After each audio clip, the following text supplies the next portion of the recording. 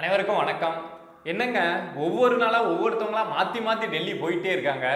இதுக்கு முன்னாடி செந்தில் பாலாஜி வந்து ஒரே நைட்ல டெல்லி போயிட்டு தெரியாம விடியற் காலையிலேயே சென்னை வந்து சேர்ந்தாரு அப்படின்னு நமக்கு தெரியும். அதுக்கப்புறம் சட்டத்துறை அமைச்சர் ரகுபதி டெல்லி போயிட்டு வந்தாரு. பட் இப்போ செந்தில் பாலாஜியை விட முக்கியமான ஒரு நபர் டெல்லி பயணம் அப்படிங்கிறத மேற்கொண்டிருக்காரு. ரொம்ப முக்கியமான நபர். எந்த அளவுக்கு அப்படின்னா, தர்மேந்திர பிரதான் வந்து இங்க வந்து ஒரு சூப்பர் முதல்வர் வந்து செயல்படுறார் அப்படின்னு சொன்னார்ல. ஸோ அந்த சூப்பர் முதல்வர் இவரா கூட இருக்கலாம் அப்படிங்கிற அளவுக்கு முக்கியமான நபர் இவரு. ஸோ இந்த பயணம் ரொம்ப சீக்ரெட்டா மெயின்டைன் பண்ணப்படுது, வெளியில தெரியறதே கிடையாது. யாருன்னு கேட்குறீங்களா? நம்ம திராவிட மாப்பிள்ளை ஸ்டாலின் அவர்களுடைய மருமகன் உதயநிதி அவர்களுடைய மச்சான் சபரீசன் டெல்லி பயணம் அப்படிங்கிறத மேற்கொண்டிருக்காங்க. ஏன்பா சபரீசன் போனதை ஏன் இவ்வளவு முக்கியமா பேசுற? சபரீசன் என்ன கட்சியில் அமைச்சரா, இல்ல ஏதாவது எம்எல்ஏவா இருக்காரா, இல்ல கட்சியில் ஏதாவது பொறுப்புல இருக்காரா அப்படின்னா கிடையாது. பட் அவருக்கு ஒரு மிகப்பெரிய பொறுப்பு அப்படிங்கிறது தமிழ்நாட்டில் இருக்கு. என்னன்னு கேட்குறீங்களா? நிழல் முதல்வர் அப்படின்னு சொல்லுவாங்க. அதாவது தர்மேந்திர பிரதான் சொன்ன சூப்பர் முதல்வர் இவரா வேணாலும் இருக்கலாம். பட் தமிழ்நாட்டில் இவரை வந்து நிழல் முதல்வர் அப்படின்னு சொல்லுவோம். ஸோ இவருடைய டெல்லி பயணம் அப்படிங்கிறது இப்போ ரொம்ப முக்கியமாக பார்க்கப்படுது. இந்த டைம்ல இடி ரைடு நடந்தது, செந்தில் பாலாஜி போயிட்டு வராரு, சட்டத்துறை அமைச்சர் ரகுபதி போயிட்டு வராரு. இந்த டைம்ல சபரீசன் போயிருக்கிறது அப்படிங்கிறது ரொம்ப முக்கியமான விஷயமா பார்க்கப்படுது. அங்க போயிட்டு சில முக்கியமான சந்திப்பையும் நடத்தியிருக்காரு.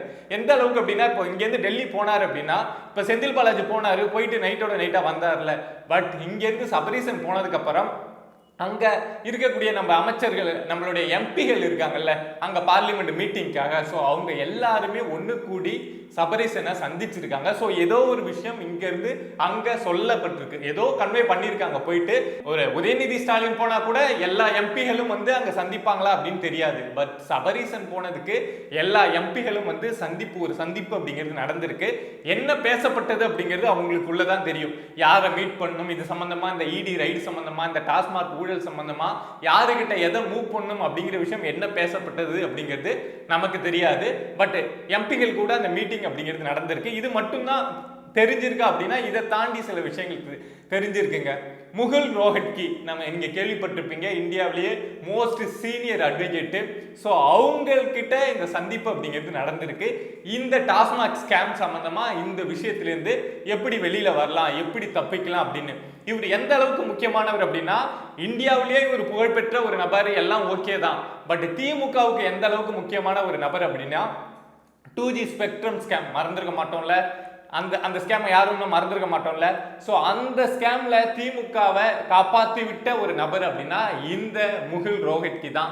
ஸோ இவர் தான் அப்போ திமுகவை அவ்வளவு பெரிய, திமுக முடிஞ்சு போச்சு, பல லட்சம் கோடி ஸ்கேம் அப்படின்லாம் சொன்னோம். பட் அதுல இருந்து காப்பாற்றி வெளியில கொண்டு வந்த இந்த அட்வொகேட்டை இந்த கேஸ் சம்பந்தமா சபரீசன் அவர்கள் சந்திச்சிருக்காங்க அப்படிங்கிற செய்தி வெளியாயிருக்கு.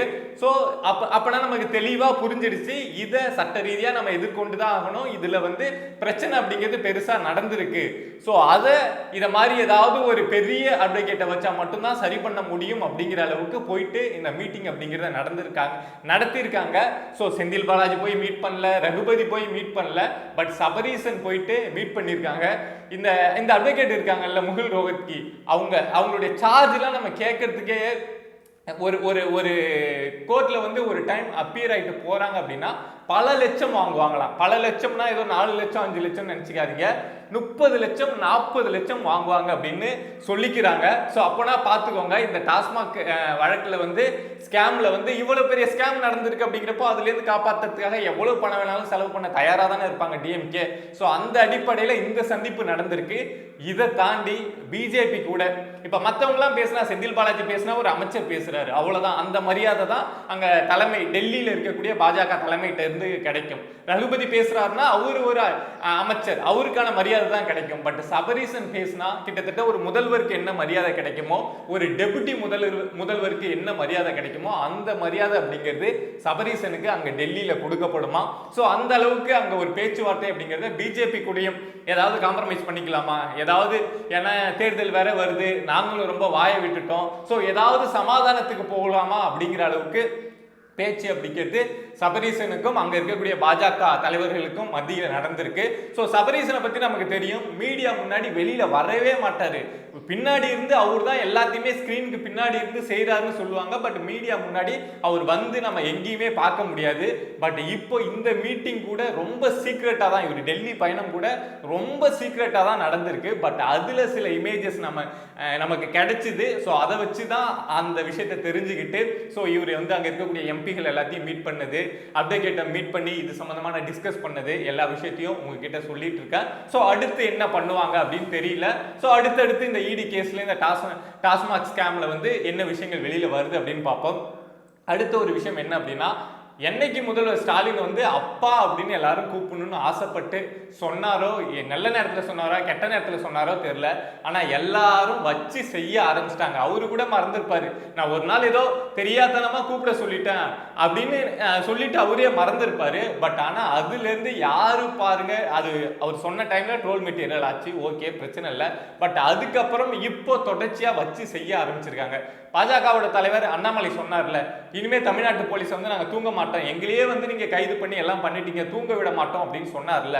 ஸோ அந்த அடிப்படையில் என்ன நடந்துட்டு இருக்கு அப்படின்னா, தமிழ்நாடு முழுக்க டாஸ்மாக்ல முன்னாடி வந்து இது அப்பா கடை அப்படின்னு சொல்லிட்டு ஸ்டாலின் அவர்களுடைய போட்டோவை போட்டு போட்டோ அங்கங்க ஒட்டுறது அப்படிங்கிறது, டாஸ்மாக் முன்னாடி ஒட்டுறது அப்படிங்கிறது நடந்துட்டு இருக்கு.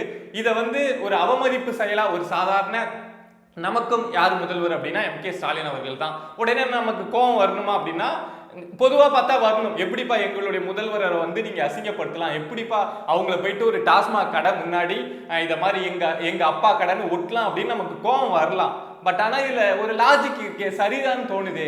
ஏன்னா இப்போ இருக்கக்கூடிய எல்லா கவர்மெண்ட் ஆஃபீஸ்லையும் ஸ்டாலின் அவர்களுடைய படம் அப்படிங்கிறது இருக்கு, கருணாநிதி அவர்களுடைய படம் அப்படிங்கிறது இருக்கு. அந்த அடிப்படையில் டாஸ்மார்க்கும் கவர்மெண்டோட ஒரு அங்கமாக இருக்கு, அங்கே வேலை செய்யக்கூடியவங்க கவர்மெண்ட் ஸ்டாஃப். அப்படிங்கிறப்போ அங்கேயும் ஸ்டாலின் படம் இருக்கிறதுல என்ன தப்பு அப்படின்னு ஒரு கேள்வி வருது இல்லை. இதில் என்ன அசிங்கப்படுத்துறது இருக்கு? டாஸ்மார்க் ஒன்றும் தப்பான இடம் கிடையாதே அப்படிங்கிற மாதிரி தானே இருக்கு. இவங்க தப்பான இடம்னு நமக்கு சொல்லி தரல. டாஸ்மார்க்கும் ஒரு கவர்மெண்டோட ஒரு அங்கம், இருக்கிற துறையிலேயே அதிகமா வருமானம் ஈட்டி தரக்கூடிய ஒரு துறை. அப்படி இருக்கிறப்போ அங்க வந்து அவங்களுடைய போட்டோவை வைக்கிறதுல ஒன்றும் தப்பு இல்லை, இவங்க அசிங்கப்படுத்தல, நியாயத்தை தான் பண்றாங்களோ அப்படிங்கிற மாதிரி தான் நமக்கு பார்க்கறதுக்கு தோணுது. பொதுவா பார்த்தா ஒரு கோபம் வரணும், பட் இருக்கக்கூடிய லாஜிக் எல்லாம் நம்ம எடுத்து பார்க்குறப்போ சரியா தான்ப்பா வைக்கிறாங்க, எங்க அப்பா கடை அப்படின்னு சொல்லிட்டு டாஸ்மாக் முன்னாடி ஒட்டுறாங்க. இது வந்து தமிழ்நாட்டில் பல இடங்கள்ல நடந்துட்டு இருக்கு. ஒரு இடத்த காவல்துறை போய் தடுத்து நிறுத்துறாங்க, பிடிக்கிறாங்க அப்படின்னா, இன்னொரு இடத்த பாஜகவோட மகளிர் அணியில் இருக்கக்கூடிய முக்கியமா குறிப்பா பெண்கள் தான் இந்த விஷயத்தை முன்னெடுத்து செய்யறாங்க. ஏன்னா இதனால பாதிக்கப்படக்கூடியவங்க அப்படின்னா அதிகமா பெண்கள் தானே பாதிக்கப்படுறாங்க டாஸ்மாகால. ஸோ அவங்க போயிட்டு இங்க ஒரு இடத்த போலீஸ் கைது பண்றாங்க, அங்க ஒரு டிஸ்ட்ரிக்ட்ல இதை மாதிரி நடக்குது, அங்க ஒரு இடத்த தடுத்து நிறுத்துறாங்க, இன்னொரு டிஸ்ட்ரிக்ட்ல இதை மாதிரி நடக்குது. ஸோ ரொம்ப ஒரு சவாலா தான் போயிட்டு இருக்கு. ஏன்னா அங்கங்க ஸ்டாலின் படத்தை வச்சு டாஸ்மாக் முன்னாடி அந்த விஷயங்கள் அந்த ஒட்டுறது அப்படிங்கிறது நடந்துட்டு இருக்கு. கண்டிப்பா இது ஸ்டாலின் அவர்களுக்கு ஒரு பெரிய தலைவலியை உண்டாக்கி இருக்கும். ஏன்பா அந்த அப்பான்னு நாம சொல்ல போனோம், நாம சொல்ல போய் அதை வச்சு இந்த டாஸ்மாக் ஸ்கேம்ல வந்து நாம மாட்டி இப்படி நடந்துட்டு இருக்கு அப்படின்னு போயிட்டு இருக்கு. அதுவும் இல்லாம முதல் குற்றவாளி, டாஸ்மாக் ஸ்கேம்ல முதல் குற்றவாளியே அப்பா தான் அப்படின்னு எழுதி ஒட்டிட்டு இருக்காங்க. ஸோ இந்த அளவுக்கு பாஜக இறங்கி பண்ணுவாங்க அப்படின்னு யாரும் எதிர்பார்த்திருக்க மாட்டாங்க. ஏன்னா பாஜகவுக்கு இந்த அளவுக்கு மக்கள் இருப்பாங்களா, இந்த அளவுக்கு இறங்கி வேலை செய்ய கிரவுண்ட் லெவல்ல இத்தனை பேர் பாஜகவில் இருப்பாங்களா அப்படின்னு நிறைய கேள்வி கொஞ்ச நாளைக்கு முன்னாடி இருந்தது. பட் இப்போ இவ்வளவு பேர் இருக்காங்க பாஜகவுல அப்படிங்கிற அளவுக்கு வேலை அப்படிங்கிறது நடந்துட்டு இருக்கு. பட் பாஜகவே இந்த அளவுக்கு வேலை செய்யறாங்க அப்படின்னா திமுக சும்மா இருப்பாங்களா? ஸோ திமுகவும் என்ன பண்ணிருக்காங்க அப்படின்னா, அண்ணாமலை வந்து இந்த சாட்டையால் அடிச்சுக்கிட்டார்ல இந்த விஷயத்துக்கு, அண்ணா யூனிவர்சிட்டி கேஸ்ல அந்த மாணவி பாதிக்கப்பட்டாங்கல்ல. ஸோ அப்போ அந்த மாணவிக்கு நீதி கிடைக்கணும் அப்படின்னு சொல்லிட்டு அண்ணாமலை வந்து சாட்டையால் அடிச்சுக்கிட்டாங்கல்ல. ஸோ அந்த ஸ்டில்ல எடுத்து அங்கங்க ஒட்டுறது அப்படிங்கிறது நடக்கிறாங்க. அது பெரிய பின்னடைவா அண்ணாமலைக்கு போகுமா அப்படின்னா எனக்கு தெரிஞ்ச வாய்ப்பு கிடையாது. ஏன் அப்படின்னா அவர் அதை மாதிரி செஞ்சுக்கிட்டதே அந்த மாணவிக்கு நீதி கிடைக்கணும் அப்படின்னு தான்.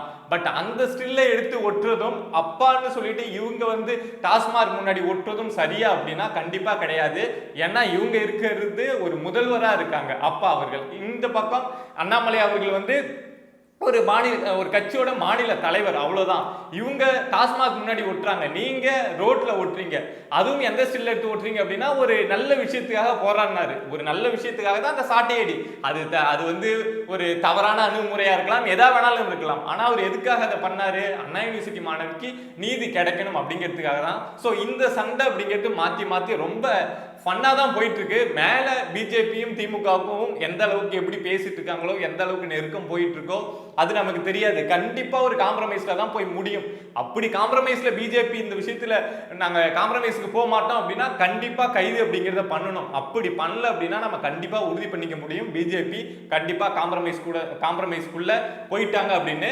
பட் மேல இந்த பேச்சுவார்த்தை நடந்துட்டு இருக்கப்பவே இங்க அடிமட்டத்தில் இருக்கக்கூடிய தொண்டர்கள் மத்தியில இந்த பரபரப்பான நீ ஏதாவது ஒண்ணு செய்டா இதுல லாபம் அடையக்கூடியது அப்படின்னு பார்த்தோம்னா இந்த போஸ்டர் அடிக்க கடைக்காரன் இருப்பான்ல, ஸோ அவனுக்கு தான் அதிகமா லாபம். இந்த பிரிண்ட் அவுட் போடுறவன் போஸ்டர் அடிக்கிறவன்ட்டு எல்லாம் போயிட்டு இவங்க மாத்தி மாத்தி நான் டிஎம்கே காரன் இதெல்லாம் போட்டோ எடுக்கிறேன்னு இவங்க எடுக்க, அவன் வந்து நான் பிஜேபி காரனை போஸ்ட் அடிக்கிறேன் நான் பிரிண்ட் அவுட் எடுக்கிறேன்னு இவங்க எடுக்க, மாத்தி மாத்தி இவங்க 2 பேரும் கொண்டு போய் போஸ்ட் கடைக்காரங்களை நல்லா சம்பாதிக்க விடுறாங்க.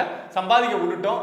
பட் பிஜேபி என்ன பண்றாங்கன்னு பார்ப்போம். ரொம்ப சீரியஸுங்க. ஏன்னா இவ்வளவு நாள் எப்படியோ இருந்துட்டோம். ஒவ்வொரு முறையும் ரைடு நடத்துவாங்க, கைது பண்ணுவாங்க. மணல் குவாரியில நடந்தது, இதுக்கு முன்னாடி எத்தனையோ முறை எல்லாத்தையும் மார்ட்டின் வீட்டில் நடந்தது, நிறைய நடந்தது. பட் கைது பண்ணுவாங்க. ஜெகத் ரட்சகன் வீட்டில் நடந்தது, நிறைய இவ்வளவு கோடி எடுத்தாங்க அவ்வளவு கோடி எடுத்தாங்க அப்படின்லாம் சொல்லுவாங்க. பட் நாமளும் ஏதாவது நடவடிக்கை எடுப்பாங்க, பார்ப்போம், பொறுத்திருந்து பார்ப்போம் அப்படின்னு தான் வெயிட் பண்ணிட்டு இருந்தோம். பட் நடவடிக்கை அப்படிங்கிறதே இல்லை. பட் இந்த முறையும் நடவடிக்கை எடுக்கல அப்படின்னா அதுக்கப்புறம் பிஜேபி நடவடிக்கை எடுப்பாங்க அப்படின்னு நம்புறதுக்கு வாய்ப்பே கிடையாது. 2 பேரும் ஏதோ ஒரு பெரிய அண்டர்ஸ்டாண்டிங்ல போறாங்க அப்படின்னு தான் புரிஞ்சுக்க முடியும். பட் ஆனா எனக்கு ஒரு நம்பிக்கை இருக்கு, இதுக்கு முன்னாடியே அவங்க நடவடிக்கை எடுக்காம இருந்ததுக்கு காரணம் இருக்கு. பட் இந்த முறையை அவங்க நடவடிக்கை எடுக்க போறதுக்கும் காரணம் இருக்கு அப்படின்னு ஒரு நம்பிக்கை இருக்கு. ஏன்னா இதுக்கு முன்னாடிலாம் எலெக்ஷனுக்கு ரொம்ப நாள் முன்னாடி இருந்தது. அந்த டைம்ல ஒருத்தவங்களை கைது பண்ணி அவங்க உள்ள போயிட்டு ஒரு வருஷம் 2 வருஷம் ஜெயில இருந்துட்டு வந்தாங்க அப்படின்னா அவங்க மேல வந்து ஒரு அனுதாபம் வந்துடும். தமிழ்நாட்டில் தான் அனுதாப ஓட்டு அப்படிங்கிறத மக்கள் வாரி இறைச்சிருவாங்கல்ல. ஸோ அந்த அனுதாப ஓட்டு வந்து யாருக்கும் கிடைச்சிடக்கூடாது அப்படிங்கிறதுல பிஜேபி வந்து ரொம்ப கான்சியஸா இருந்திருக்கலாம்.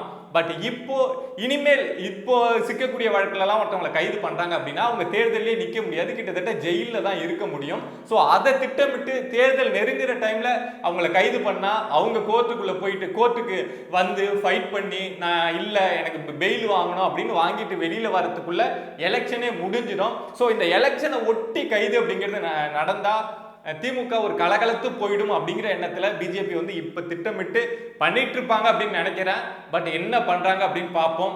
இந்த ஸ்கேம்லயும் இவ்வளவு பெரிய ஸ்கேம் இந்தியாவே பார்த்து ஆச்சரியப்படக்கூடிய இந்த ஸ்கேம்லயும் எதுவும் நடக்கல அப்படிங்கிற மாதிரி இந்த விஷயம் அப்படியே அமைதியாக்கப்பட்டது அப்படின்னா அதுக்கப்புறம் புரிஞ்சிக்க வேண்டியது அவங்களாம் கிடையாது, நானும் கிடையாது, நீங்க தான் புரிஞ்சுக்கணும். ஸோ இதை மாதிரி சொசைட்டியில் நடக்கக்கூடிய விஷயங்கள், நம்மளை சுற்றி மக்களுக்கு எதிராக நடக்கக்கூடிய விஷயங்களை நீங்க தெரிஞ்சுக்கணும் அப்படின்னு நினைச்சீங்கன்னா பிரபா டாக்ஸ் சேனலை சப்ஸ்கிரைப் பண்ணி சப்போர்ட் பண்ணுங்க. நன்றி.